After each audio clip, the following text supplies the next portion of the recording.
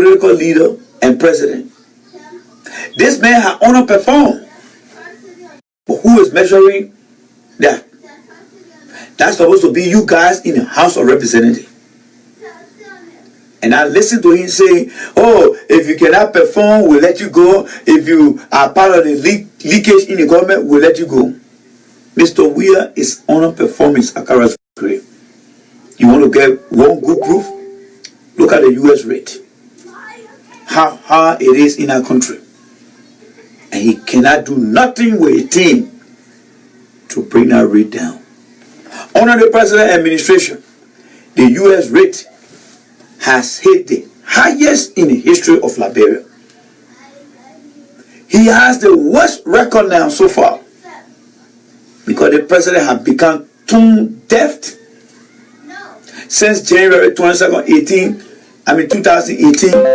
he has become so stubborn to accepting constructive criticism and advices. And that gave me the sense that even those that work around him, they have adopted the behavior of not listening to nobody. And what happens in the end, the results will start to show from one sector to another. And then when you tally it up, the entire country is a disaster. And that's why I keep saying that this president is a disaster. He's a failure. And the reason some of us campaigned for him, it was not the expectation of what he's doing. But because after January 22nd, 2018, this president had purpose in his mind, in his heart, and in his entire body system that he will not listen to any sound advice. Matter of fact, anyone who provides constructive criticism, he takes that person as an opponent and opposition to him. And do you expect better result? The administration right now is only living on false hope. Every day they come, they give false hope. If they're not giving false hope, they're making baby noise. That's why you see Eugene Fagon today. Our deputy minister will come on Facebook and start to rain insult on Liberians who are working hard in this country. Rather than coming and say, you know what, I am coming to meet few Liberians communities so that we can discuss things. But he didn't do it. He got right on Facebook and started to unleash the frustration that they cannot solve in our country. The humiliation, they are humiliated themselves. But he came today and raining insult. You see how when incompetence grab you to the throat and you want to free yourself? This is a man from a government that should be coming. Even God like me, I'm here to speak to you guys. But at least I got my little note down here just to present the little discussion. What more about a man who is a deputy minister coming to this country? And the way our government system is structured, the Ministry of Information collect all the information from the different ministry and present it on Thursday.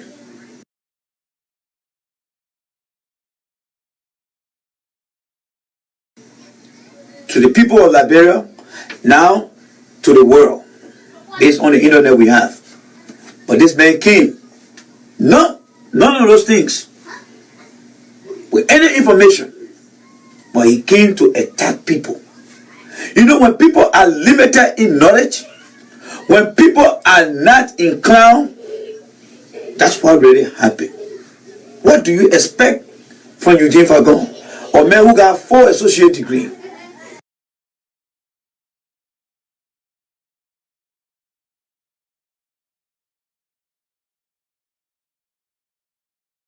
That your son and daughter will become better off than him. A man who sat in an African store and preached to Mr. Weir, and Mr. Weir got convinced that this man is the real deal. And today, after 18 months, this government cannot deliver. What do you think? What do you think? Do you expect any change from them? No. As long as Mr. Weah continue to remain with these people, and we continue to see negative results, and the country continue to head in the wrong direction, his talk show hosts, his supporters, the president, they all will become incompetent. My friend, nothing can harm when it comes to real planning. They say prior planning prevents poor performance. When you plan initially, you will prevent poor performance. So you got a man, he came to America. He came to visit his family. He did not only come to visit his family. Perhaps he came to get some medical checkup. But he's running away from a country where the healthcare system is bad, the educational system is bad, and nothing works in that country for the common man. His children are in America here going to school. They're enjoying what the American government has to offer in terms of education, health, and you name it. But he defending our government that he is afraid to take his children to. Can you imagine that? You are proud of a government. You're bragging about a government. But your children in another country while you on the other side. And you got people here who join that fray. You got people who join that fray. Alright? You got people who join that fray and supporting that. The man came with no idea but to come and unleash a negative and disaster from Liberia. Nobody should listen to that man. And if you're a citizen, you listen to that man, then shame on you. Shame on you. Because you get in the country for nothing. You got no idea, no clue about why you even here. How do you measure success? How do you measure performance? This is a man, the Eugene Fagon man, I used to call the government prior to Mr. Weah government cartel. That they were having the weeks, the tennis, this in the government. And today, the way a President George Weah is running our country is almost like a gangster. You can do all the wrong thing in the government. You can be very incompetent. But as long as Mr. Weah see you to be a loyal person, it's okay.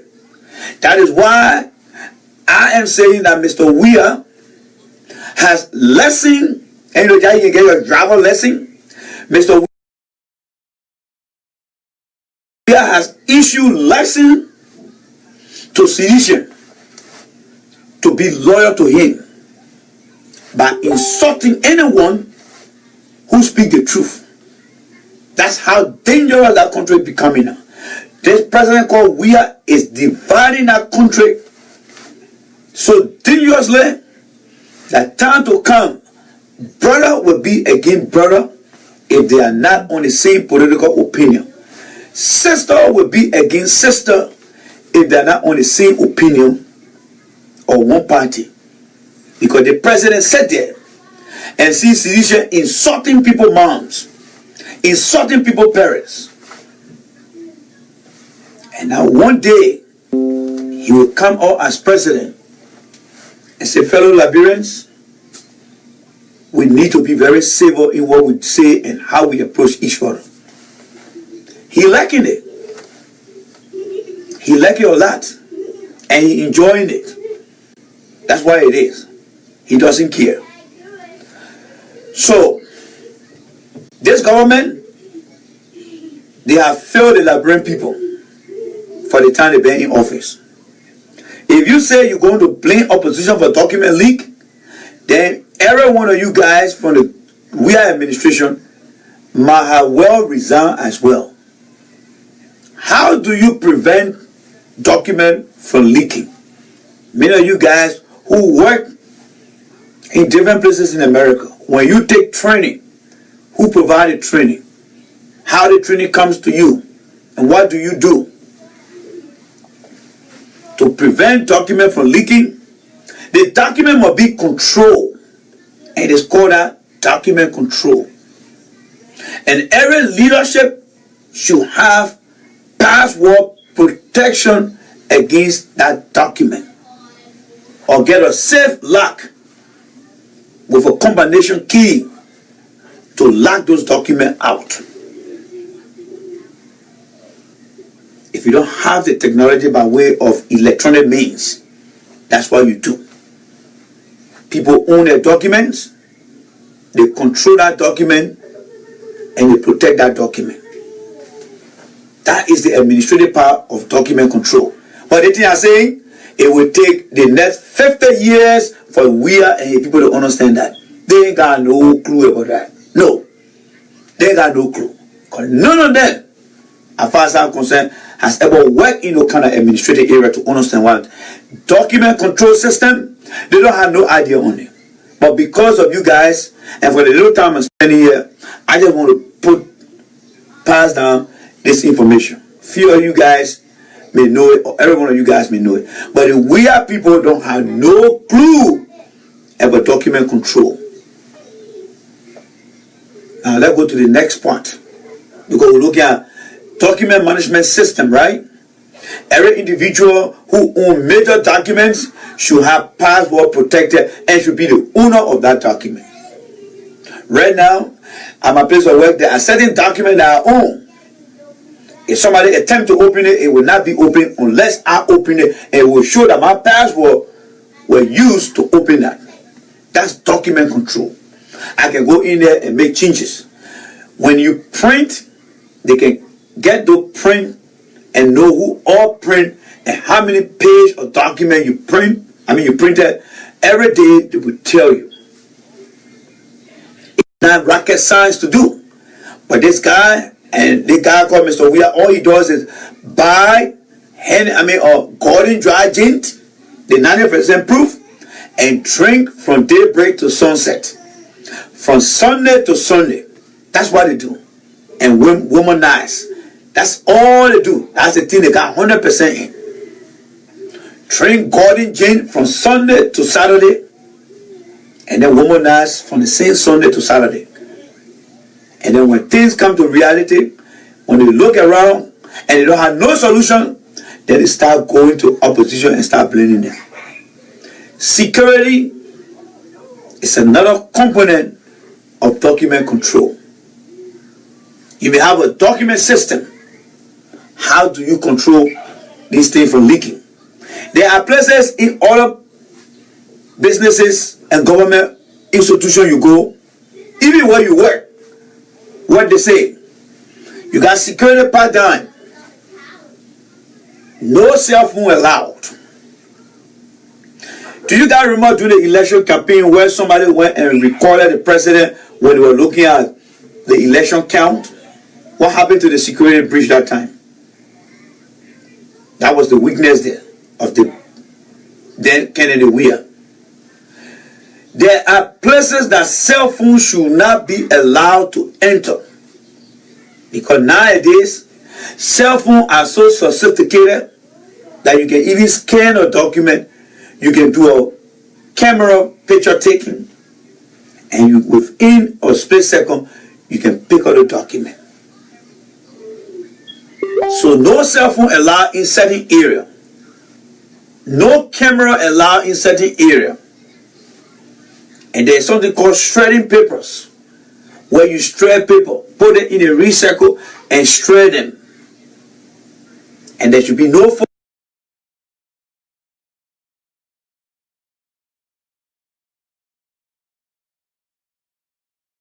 photocopy. Do you think those guys know it? No. All they know is to booze every day, drink every day, womanize every day. Those boys of the CDC government, those supporters of CDC, you saw what they did to Taylor your car. Bamboozled that car up, intimidated the driver, and intimidated every supporter of that party. A lady was in a cheetah dress. She got whooped, and up to today, nobody from the government, nobody came out to say, I condemn this. It's one thing to put in place fake investigation. Fakes, as in Donald Trump will say, fake news. Then for somebody to come out and say, we condemn the action. I don't care whether UA says something. And that's why I titled this as settling the political score with UA. If UA call Liberians cockroaches, that does not give us the right to say that we must carry on the kind of barbaric behavior. The country called Liberia under George Weah is putting the image of our country on a global platform as a dangerous place to live. We saw everything that happened throughout the election. And do you think, as a measure here person, will you be able to say that the election was fair? No. The Abu man, instead of him saying, thank God to our electoral process, he didn't thank the electoral process because Abu know that that electoral process was not something that was going to give him a victory. That's why he thanks Weah and he dished the electoral commission and the process under the bus. If you believe in your justice system, if you believe in your entity, if you believe your entity has integrity, wouldn't you commend that to give the Osa War thanks of Mr. Weah, who stood on a platform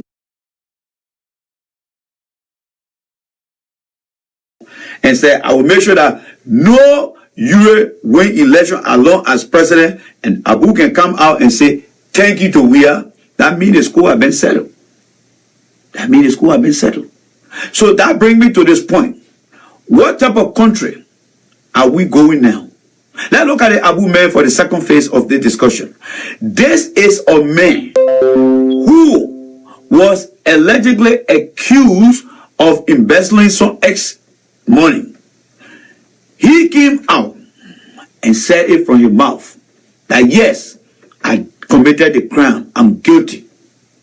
And then the CDC that came for change, the change for hope, did not set any tune to say thanks, but with that information. And where can we obtain that tape? Because if it is true that Henry Costa, they received $5,000 from George Weah as a bribe, then Mr. Weah need to be impeached. Then let me say this again.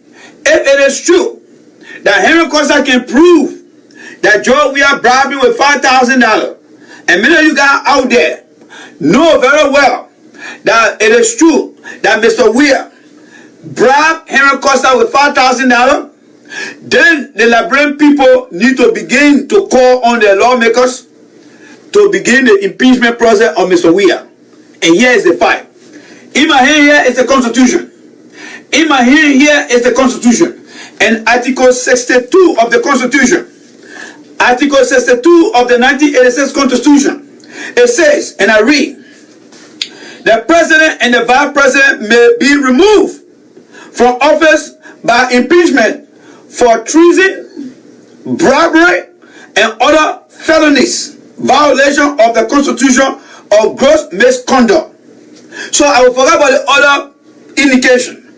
But if Henry Costa is saying that Mr. Weah bribed him with $5,000, then Mr. Weah had committed an impeachable act.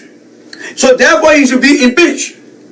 So that's what I'm saying. Anybody who knows whether it is true that Costa did receive $5,000 from George Weah, this is a ticket to remove Mr. Weah from office. Because if Mr. Weah actually gave Henry Costa $5,000 with an intent, that's what I said. It is alleged, and if it can be proven that Mr. Weah did give Costa $5,000 as a bribe, if that can be proven, then Mr. Weah had put himself in a category to be impeached. Because he had committed that. Let me see what my sister wrote here. Costa said that on his show. But he also said that because he was working for George Weah. Well, that will be turned over to the legal people, Beth. Because it is one thing to work for somebody. You see, for those of us who are regulators, when we go to, let me speak on the consulting side. If you are a consultant and you're working for a client, and the client is in violation of certain regulation, and he or she know if that regulation is filed to the government, that individual will be held accountable and they come and bribe you or your consultancy fee. That is a bribe that will be unacceptable. So whether it is true that Costa work for WIA, but if the intent of that money was to cover all certain things, then President WIA and Costa, they need to make that clear to the people of Liberia. Let me see what Papa Flomo say. WIA took bribe of his private jet. I don't know. Papa Flomo, I don't know why you carry this, but I'm just alleging this thing on what I'm hearing from Costa. And you are guys too, you need to really deep into this. Because if the Liberian people are well measured in what I'm saying, we might be forced to come out and make his side clear so that Costa cannot run away with this information. Because it is true, if it is true that we are taking this bribe, I'm giving Costa this money, and Costa is saying that it was a bribe, however he worked for him, as long as that streams of interaction, has something to do with bribe or bribery, then we is in violation of Article 62. You need to think about it, and you need to make a confession here tonight. I always told you guys that smart people make the dumbest mistake. When I tell you that we has created a violent society, we had normal days, we had lawlessness, we had control law on Ellie, and Ellie managed to control that law, and we are pick it up. Instead of we are controlling you guys, he allowed them to take over their own behavior.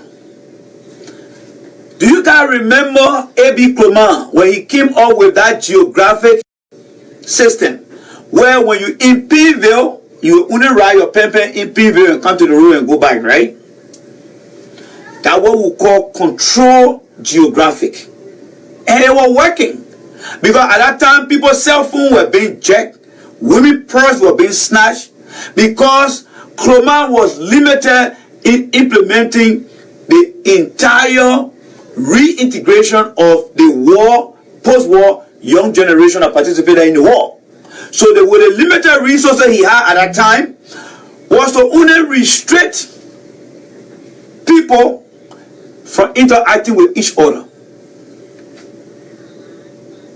That's what Clement did. But you gotta remember when we came, we went and broke that gate open and said everybody should be together. Think about this thing this way. You went to a zoo, and in a zoo, in a fence, every animal got their cages in there because they are different sets of species, dangerous, friendly. But then the zoo manager said, open the gate, let all the animals that come outside.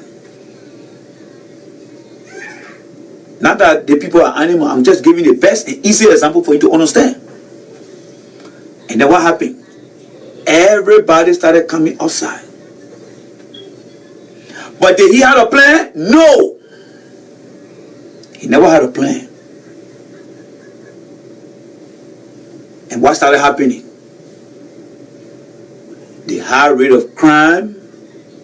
People started taking ownership of their own behavior. And it started happening. And then what they did? They said, you guys are sedition. We support you because you support us. And that's why we're giving you now the teeth to go and bite out there. Mr. Weir was introducing violence into our culture. Remember, law and order. That's why we had normal days. Eddie had her little control. Weir came and brought all these people outside and gave them that authority to say, you are sedition, go out there. As long your loyalty is to us, you are free to go out there. And when everyone is in charge, who is in control right now. And remember, most of the guys you see dancing in circles, they all have a resume that has on it former rebel or child rebel. Those are people who fought in the war and did bad things. And now you tell them that they can ride their pimpin anywhere, they can do anything, and even if they go ahead and do something in the New York CDC, no action will be taken. You are breeding them into a new environment. They are adapting new ways. And that's why over the course of the year, under the Weah administration, you continue to see violence in all shape and form. They will come and go to the CDC headquarters and start to act that they are the government in control.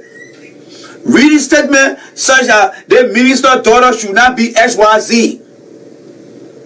They go have campaign somewhere, they see the opposition, they infiltrate among them.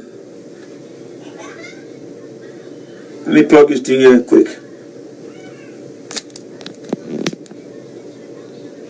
They infiltrate among them.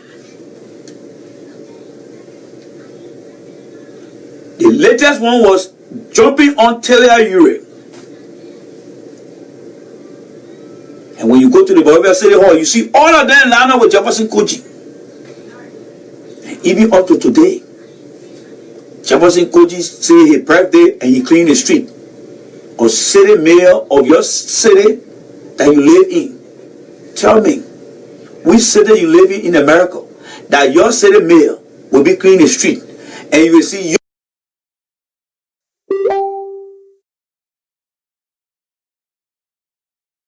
young people chanting rebel songs. That is the manifestation of the violent society that we has created. It is not only local now. Now, even on Facebook, once you write something, say, look, I think what we are is doing is wrong, they coming after you with insult, disrespect, and nothing we has said in regards to respecting our value system, because we are himself is a victim. You know, when I said earlier, a few minutes ago, that the greatest mistake I made, here is where my mistake comes from. Look at Weah himself and look at the current society that Weah is leading as president. This is a man who grew up in West Point. This is a man who grew up in Knuku Town, who grew up in Cloud Town. Never had any sort of fundamental family value, societal value, and he now president of a country. How you think in post-war Liberia, a country that went to war, where young people were made to be war machine or turned into killing machine, took drugs, rape people, and you take a guy from the ghetto and making head of a government that is completely contradictory to a country that needs healing. Remember when I told you guys earlier that a friend of mine was trying to blame me? No. This is where now we do the distribution of blames. If the politician had done a good job, Uncle Joe would have been president today. If Uncle Joe had resigned after Eddie was elected second time, Uncle Joe would have been president today. Because we came in as somebody who was the only person those Zogos, the war, post-war children generation saw at that time that could have made. I'm going to discuss that I am now convinced that President Weah is very incompetent and he is a dictator. Once I get done with that, I will be discussing the prediction. I think you guys may have read my post that I made of Dara Dillon in January. in January of this year that I believe that he could become the next president. But we all learn few things because it's a long way to go and it's a process to go, and there are things that he needs to overcome in order for him to become the next president. So in so doing, now that you are seeing the post, I'm going to outline for you what I have been tracking of Mr. DeLong and how successful Mr. DeLong, for the short period of time he's going to be over there, how successful he could be if he follows what he's doing now and the suggestion that others, including myself, will provide for him, how he going to align. Because everything DeLong is doing is contrary to what that incompetent president, many of us, including myself, campaign for. That man is incompetent. You guys should not listen to anybody who he sent to America. Because by right, today, just today, from January 18 to August 19 is 573 days. That equivalent to 81 weeks and 3,178 days since Mr. We have been in office as president. And then you got somebody on the other side called his so-called information minister, blaming games, throwing blames, rather than talking about deliverable. You know what? They're all afraid of me. I just got it. Somebody paged me. I went there and started posting things. That guy they called Gilman, he went and blocked me. But we'll come to that quickly here. So tonight, I'm going to be looking at timeline 1 up to timeline 3 for Mr. Darius DeLong, what I have observed of Mr. DeLong, all right? And I'm going to make it very short and sweet because I have to get out of here to go do other stuff for myself. Because I'm not going to be wasting my time beyond George Weah now. That man is incompetent. His government is failing. There's nothing he can do. All he has to do one day is to just get in and tell the people, and time out, I'm done, and let somebody else take office from me, all right? So tonight, I'll be discussing the timeline of Mr. DeLong. Why Mr. DeLong is a very unique president. You see, guys, look, when you do the right thing, we will come here and praise you. And when we think you need a little bit of propping up, we will come and prop you. But this president called George Weah, he has sold himself to the devil. The George Weah that you knew prior to him becoming president, it is not the George Weah over there. There is a demonic host that has taken control of that man's body. And that is why he doesn't listen. That is why he don't listen to anything you tell him. Today, I listened to the so-called radio station in Liberia called Freedom FM. A very, very old lady. Sorry for using that description on that lady. But she called the show. The woman is screaming in a very sorrowful voice, saying, I voted for this man. I call all my children out to vote for this man. But the man don't listen. And how can I get to him to the executive mansion? Because I want to talk to this man. But my friend and people, you may see the president's physical appearance to you, but he's not the president that you once knew before. This man has sold his soul to the devil, and the devil is telling this man, don't listen to your people as long as you want to remain in power. So this president will not listen to nobody. He has been tested in every ways, from the baby to the little teenager to the adult, the young, the old, and even the sick. They all are crying on this man's name. But this man has resolved to not listen to nobody. And that's who Mr. Weah is going to be. He's not going to change nothing. And he's going to remain very stubborn in there and allow people to destroy this country. So the next thing that I'm going to recommend, I'm not here to say I'm going to be supporting DeLong. However, if I see what DeLong has started to do, because from January of this year, I wrote and said he could become president. And from what I said, and I posted today, many of you guys who knows me will get to know that when I say things, it comes to fruition day and day and day. So we'll look at DeLong timeline 1, DeLong timeline 2, and DeLong timeline 3. But in the meantime, let me just discuss a few things for you guys. You see that guy they call Eugene Fagon? All the month he used to make against Ellen. He's sitting over there with that guy called Gilman, who just blocked me off the Facebook. Because he is so incompetent and he has become a total failure. Guess what he's talking right now on our show? He's throwing blames. He's not even talking about any project that Mr. Weir has undertaken. They have been in office for 573 days. And he came back to America after living from here for 573 days. And that is approximately 83 weeks. He left from here. They have worked in our country. Instead of him coming here today now to focus on the healthcare sector, how the government is doing, the education, how the government is doing, security, how the government is doing, the economy, how the government is doing. This Deputy Information Minister, he's sitting over there, inappropriately dressed too. Because the President, George Weah, he doesn't believe in dress code. George Weah dress any way he wants to dress. So however his minister then dress, no matter what they are on social media, in the community or in the public, none of those things count. Now he's over there right now, throwing blames on things that have been passed long time ago. You see how when the government is incompetent, you can tell?